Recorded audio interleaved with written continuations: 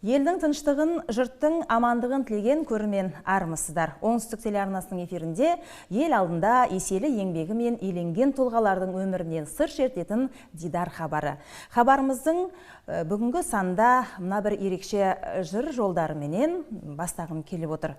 Көңіліңді көтер, шуағын шашсын гүл өмір. Өмірің өтер, шын арың сақшың біле біл. Жақсылық жайнар, тілегің қайнар нұр ортаң. Адам боп келдің, адамша өмір сүре біл. Шында да осы бір керемет сөздер, ана сөзі біздің бүгінгі кейіпкеріміздің жүрегінде жатталып қалған.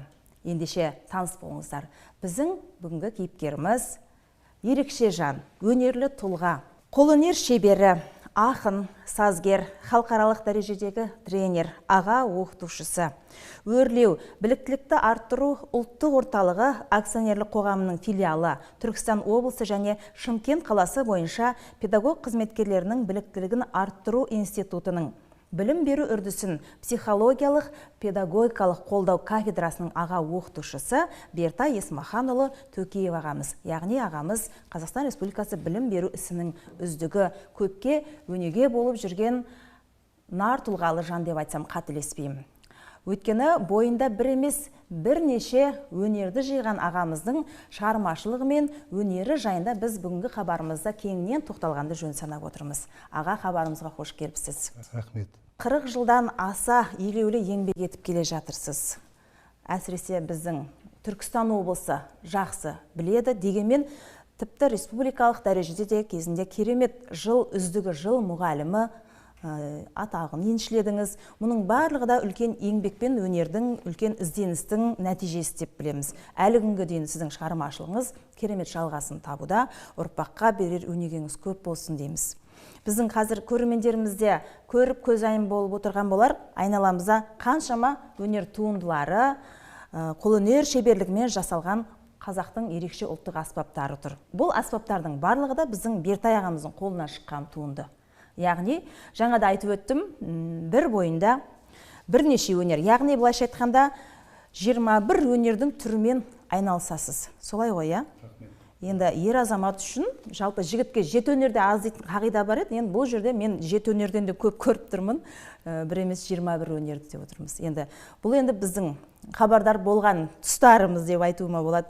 Мүмкін енді өнер қашанда адам бойындағы бір құдіреттіліктің асқақ көрінісі дейміз ғой. Сол көріністер жыл сайын бір жаңа қырынан, жаңа бағыттан, жалпы шығармашылық адам үшін танылып жатады. Біз оны жақсы білеміз, сізде осы салада еңбек етіп келе жатырсыз. Ендеше сол шығармашылық салаңыздан бастайықшы. 40 жыл артқа шегінейік.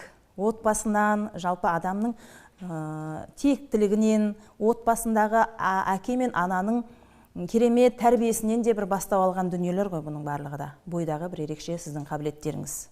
Өнер бақыт, ақыл абырой деген дана халқымызда керемет сөз бар. Бұл өнерлер ата-бабамыздан бері қарай жалғасып келе жатқан дүние.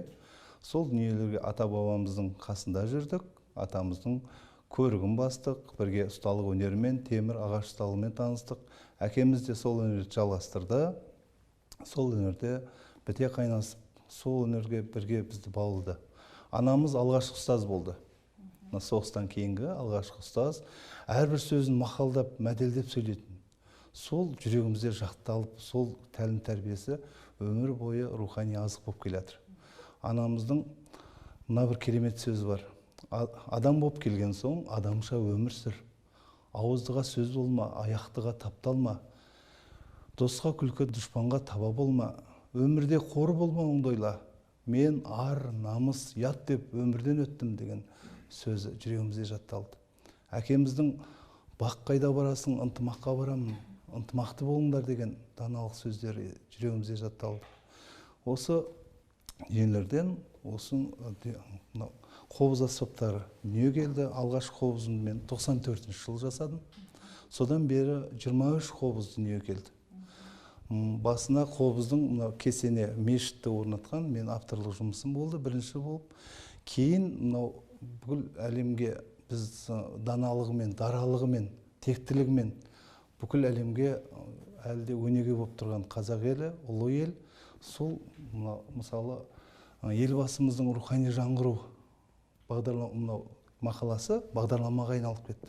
Кейін Ұлы даланың жеті қыры мақаласы шықты. Сол дүниелерді мына қобызымда көрініс тапты. Бұл 2015 жыл жасалған дүние еді. Сол кезеңде мен бүкіл әлемге таралған қазығұрттың басында кеме қылған, ол қасиетті болмаса неге қалған деген қасиетті керемет сөз бар. Сол қасиеттерді мына қызғалдақтың өзі бүкіл әлемге Голландияның шығу түп тамыры осы қазығұрт баурайына кетілген жібек жолы арқылы таралып кетті. Осы дүниелерді мына жерде бәрін түсіріп, осы дүниелерді жасап жаттым. Бүкіл қазақи құндылығымызды бір ғана аспаптың ішіне сыйғызған сияқтысыз ғой, иә? Осы ою өрнектермен барлық дүниелер, әрине, осы дүниелер жасалып жатты. Осы қобызда сіздерге алғашқы музыкалық шығармаларым, 60-қа тарта менің әндерім, музыкалық шығармаларым бар. Сол дүниелердің бірін «Көңіл көктем» деген күйімді орындап көрсетейін.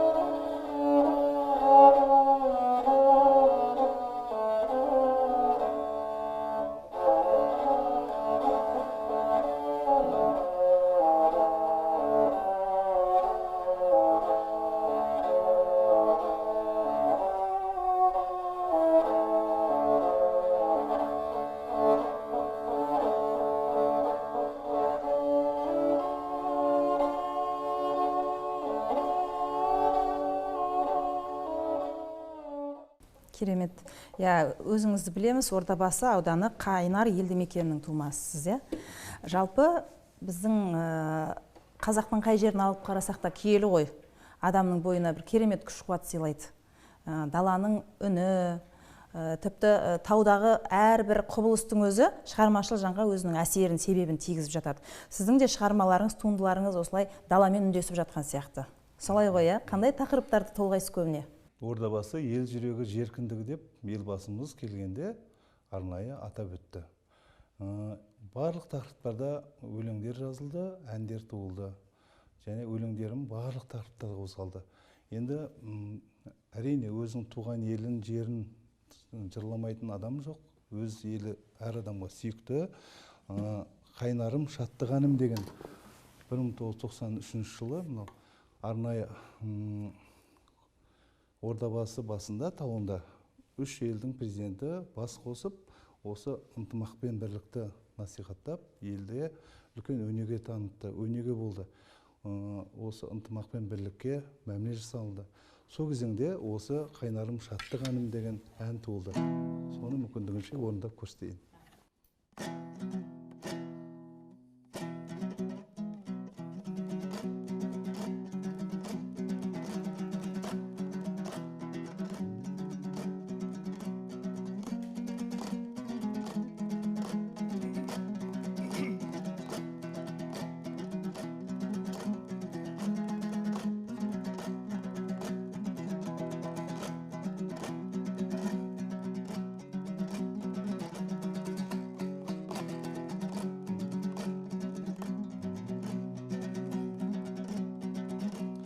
Қайнарым суынғандай мөлдір еді, сен ойлап ет жүрегім ел жер еді. Бабалар әруағынан айналайын, болған ең қиын шақта ел тірегі. Қайнарым шаттығым, туған жер тәттіғым, қонып тұр басыңа бар бақыт бақ бүгін. Балқаусар бұлағың, бақытты ұланың, перзенттік парызбен. Арналды нұр әнім, арналды сыр әнім, жыр әнім. іші кең пейілді ақ ниетті, топырағың суынғандай қасиетті, шалабай төке сыдық бабаларым, бақ болып топырағыңды басып өтті. Қайнарым шаттығым, туған жер тәттігім, қонып тұр басыма бар бақыт ақ бүгін. Бал каусар бұлағың, бақытты ұланың, перзенттік парызбен арналды нұр әнім, арналды сыр әнім, жыр әнім.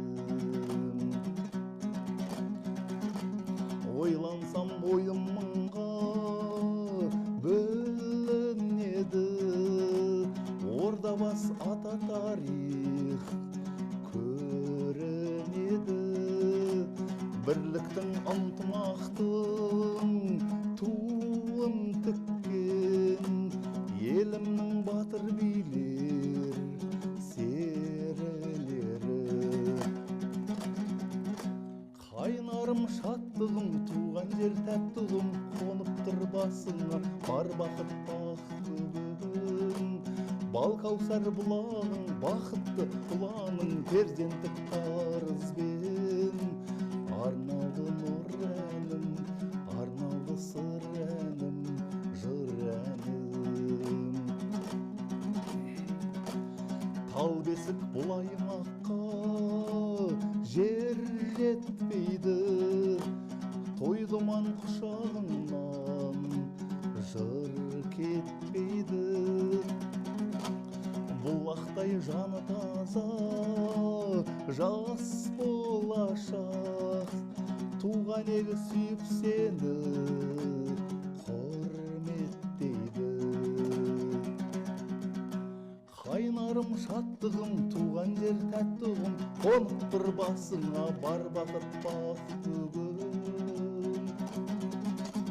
Бал каусар бұлағың, бақытты ұланың, перзенттік парызбен арналды нұр әнім, арналды сыр әнім, жыр әнім.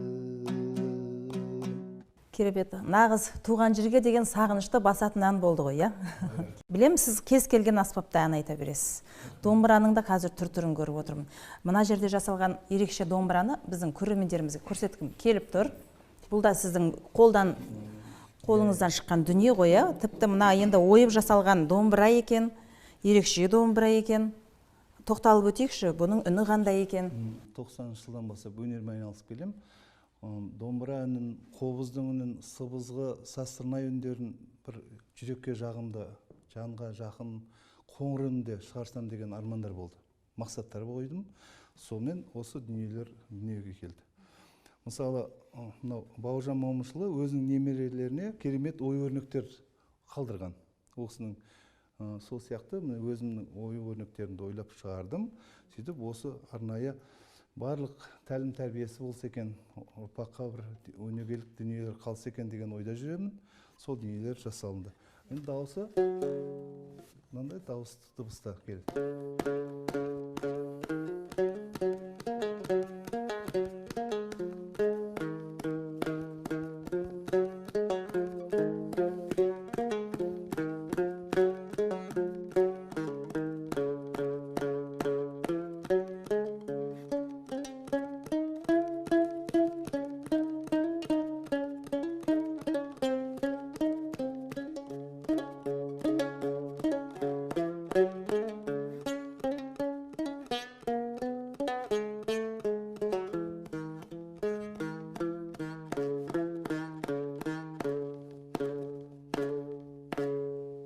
Бұның ойнау техникасы да өзгеше екен, аға. Мына домбырамен ерекшелігі неде екенен байқаймын, екеуінде өзіңіз ойып жасадыңыз, иә? Қарағай ағашынан жасалған сияқты. Иә, қарағай ағашынан жасалды, тұтас жасалды. Енді бұл күйге де әнге де келе береді. Осы екі дүние жасалды.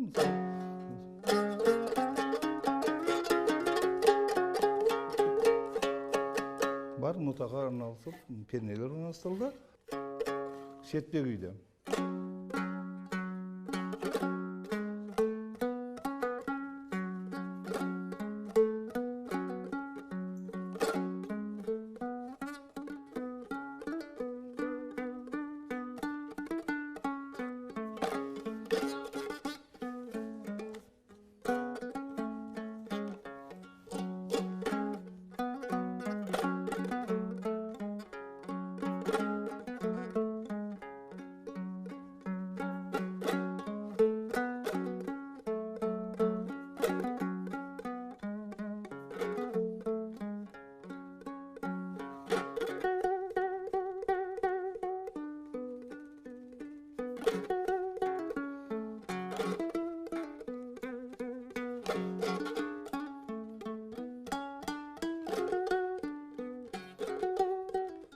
Керемет.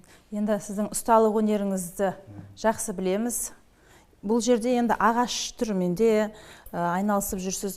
Мына жерде саз балшықтан да жасаған сазтырнай сіздің қолыңыздан шыққан ғой. Енді оның бәрін үнін үйлестіру үшін де адамның бойында бір ерекше бір қабілет болу керек. Үнін өзінің қалпына сай орналастыру керек, бұның жасалу жолы да оңай емес менің ойымша. Екінің бірі саз балшықтан жасап, жаңағы сазтырнай жасай алмайды.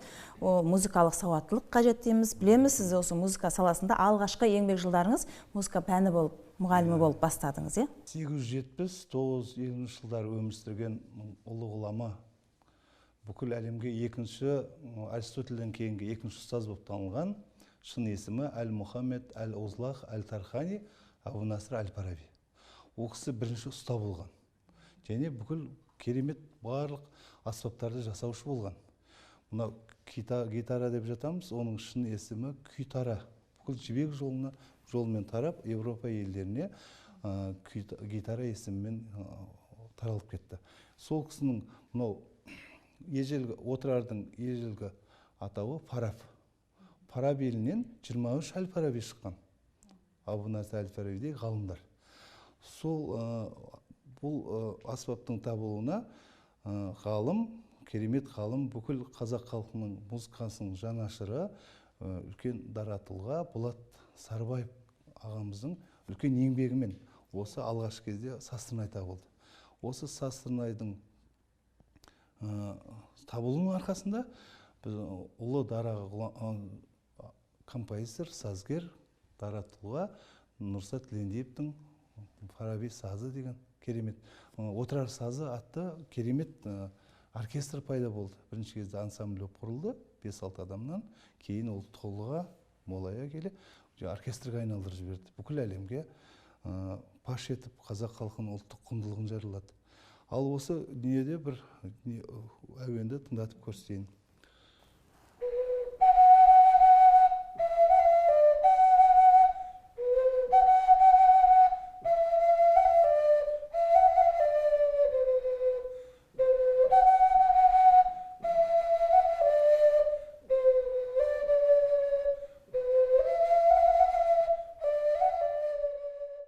Сазтырнайда ой-өрнекті бірден арнайы қалыппен түсіру болды.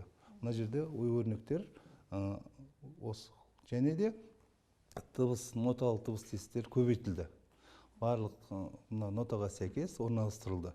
Енді оркестрде арнайы сүйемелдеуде орындалса қолдануға болады. Енді біліктілікті арттыру орталығына келген біздің мамандарымыз да сізден үлкен тәлім-тәрбие алып, жалпы бұл аспаптардың түп тамыры жайында кеңінен мағлұмат алып жүрген болар. Иә. Курсқа келген музыка пәні мұғалімдері мен таңғалатын дүние болды. Көптеген, мысалы, Сарыағаш ауданынан көптеген ағайлар есімде қалғанын айтып жатырмын. Зейнеткерлік жасына алдында келді де, осы өнерлерді көріп, өздері де осы музыкалық аспаптарды, сыбызлардың түрлерін жасай бастады. Мен оған таң қалып, керемет. Яғни өнермен айналысуға ешқашан кештік етпейді. Барлық кезде адам өзі талап болса, барлық кезде жігер болса, өзінің сүйіспеншілігі болса, қызығушылығы болса, барлық кезде айналысуға болатынын дәлелдеп отыр. Керемет. Отан отбасынан басталады дейді. Отбасында да сіздің осы кәсібіңізді жалғайтын перзенттеріңіздің арасында бір ұшқындары бар шығар, үйретіп жүрген боларсыз. Енді сіздің осындай керемет нәрсемен, қазақи ұлттық құндылықтарымызды дәріптеумен айналысып жүргеніңізді көріп өсті балаларыңыз, иә? Енді ұлымыз Нұрғиса өзі үйретпей-ақ сыбызғыны тартып кетті. Енді Құдай қаласа немереміз Нұрсұлтан немерем бар. 3 немереміз бар. Бәрі өнерге құштар. Өз атасының жасаған дүниесінің қасында отырып, барлық дүниеге ойлап, біраз жасап отырады. Сол үлкен үмітіміз бар немерелерімізден, 3 немеремізден. Өзімнің шәкірттерім Ертуған деген шәкіртім. Енді ұстаз қауымына мен айтар едім, шәкірті өзінен ұстаса үлкен бақытқа кенеледі. Өйткені менен де озған шәкірттерім бар, үлкен дүниелер жасап атқан. Сол шәкірттерімізбен мақтанамыз. Көптеген шәкірттеріміз бар. Сол, мысалы, мен өзім арнайы айтар едім, қазір жігіттер тобындағы біздің Айдар баламыз, біздің оқушымыз болып келеді менің. Сол баламыз біздің Қайнар елді мекенінен Мұхтар Әуезов мектебінен дәріс алған үлкен мақтанышымыз. Әке көрген оқ жанар дейді ғой. Сіздің немерелеріңізден де үлкен үміт күтеміз. Осындай қазақтың өнерін дәріптей берсін. Енді қаншама аспаптар тұр мына жерде, Сырнайдың да бірнеше түрі тұр. Тоқталып біздің көрермендерімізге көрсетіп, таныстырып өтсеңіз. Негізі мынау бүкіл әлемде домалақ сыбызғылар дүние мойындалған, және бүкіл әлемде домалақ деп ойындайды. Бірте-бірте бұл сыбызғының үндерін зерттей келе, неге бұны басқа төрт бұрышты етіп жасамасқа деген ойлар туды. Сөйтіп арман болды менде. Адамзаттың төрт құбыласы тең болса екен, бүкіл адамзат бақытты болса екен, бүкіл әлемде адамдар бір-бірімен тату тұрса екен, ынтымақты болса екен, бір-біріне жақсылық тілеп, бір-бірін сүйеу болып, демеу болып, бір-бірінің тірегі болса екен деген армандар туылды. Осы туылған төрт бұрышты астап, төрт құбыла деп аталады. Адамзатқа жақсылық тілеу арқылы жасалған дүние.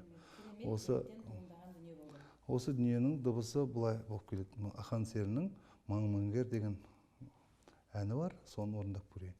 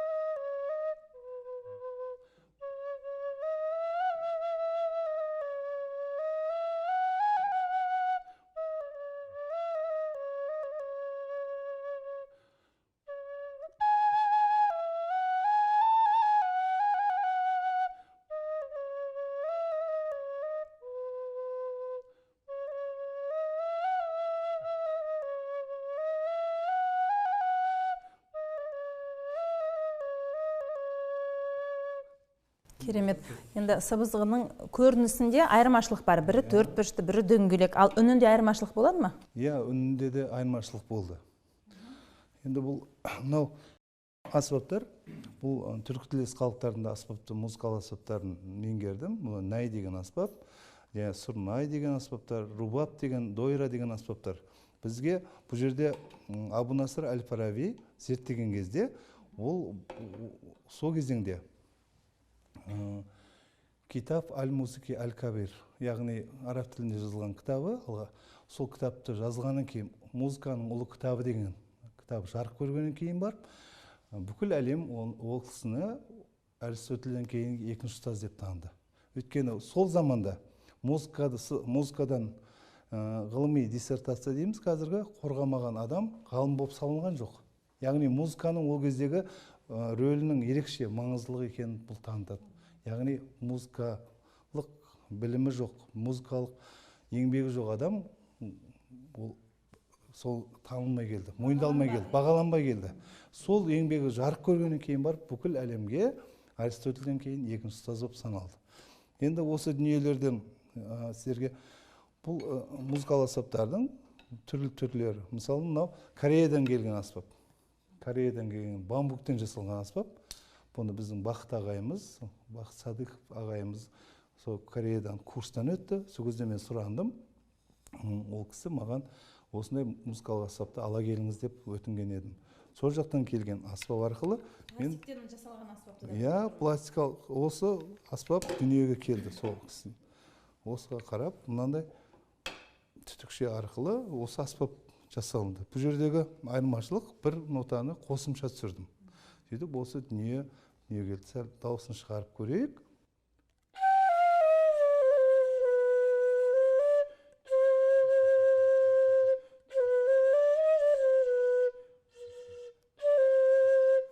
Өте салқындап қалған, дауыстары өзінің үрленіп, жылынғанша ол дыбысы өз орнына келмейді.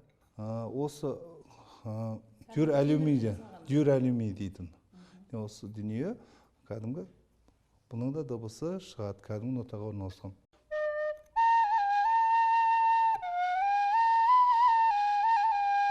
Деп тартылады. Бұл да тартылады. Енді ең қиын музыкалық аспап бар осы жерде. Ұзын сыбызғы деген. Сіздің алдыңызда тұр. Мүмкін болса. Бұл жердегі бұрынғы 4-5 дыбыс тестіктерімен келді. Менде бұл жердегі жаңалық екі жаққа дыбыс тесттер қойылып, саусақтың да ұсталу тәртібін ыңғайластырдым.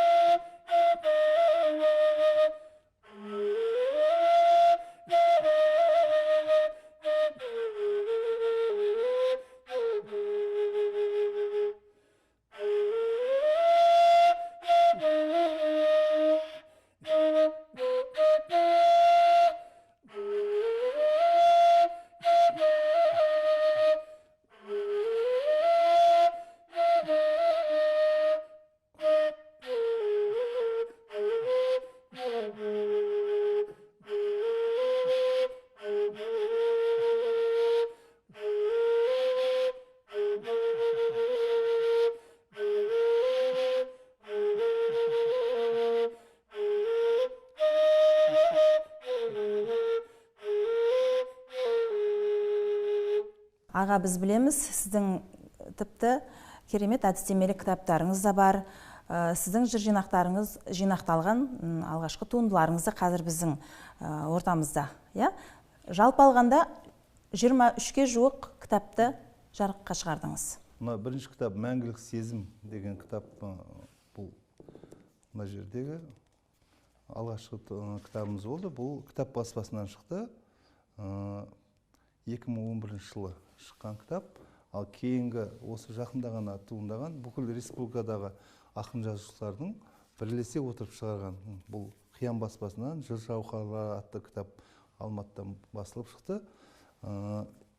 Кезінде мен ұстаздарға үлкен тілекпен айтарым, Қалдыр Арыздың «Мәңгілік» деген кітап 2002 жылы білім және ғылым министрі Шамша Көпбайқызы Беркінбаева апайымыз бүкіл ұстаздарды ардақтап, мәртебесін көтеріп, осы кітапты шығарған еді. Сол кітапқа енген едік. Енді осы кітаптың жалғасы болады деген сол кезде айтылды. Енді барлық ұстаздар осы кітаптарға ене берсін деген үлкен тілегім бар. Ал енді осы Қазақстан тәуелсіздігіне 30 жыл биыл сол үлкен бір жүрекпен осы туындаған «Тәуелсіздік тұғырында» деген өлеңімді оқып берейін. Тәуелсіздік тұғырында гүлдендік, егеменді елім болып бір келдік. Бүкіл әлем мойындады біздерді, таңғажайып түрлендік. Білім үшін әрбір күнгі күресім. Ертеңді ойлап бүгін өмір сүресің, таныла бер Қазақстан ғылыммен, еңбектенсем тамшыдай бұл үлесім. Біліммен биіктелген тұғыры, өрлеуіммен аталады ұғымы.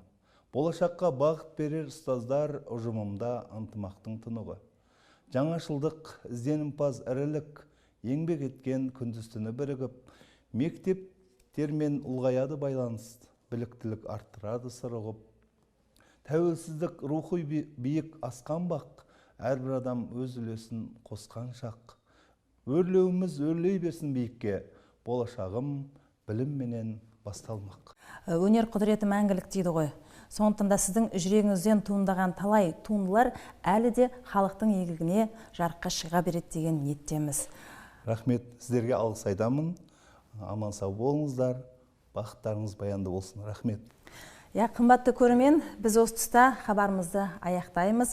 Бүгінгі хабардан түйгендеріңіз, алғандарыңыз мол болды деп ойлаймын.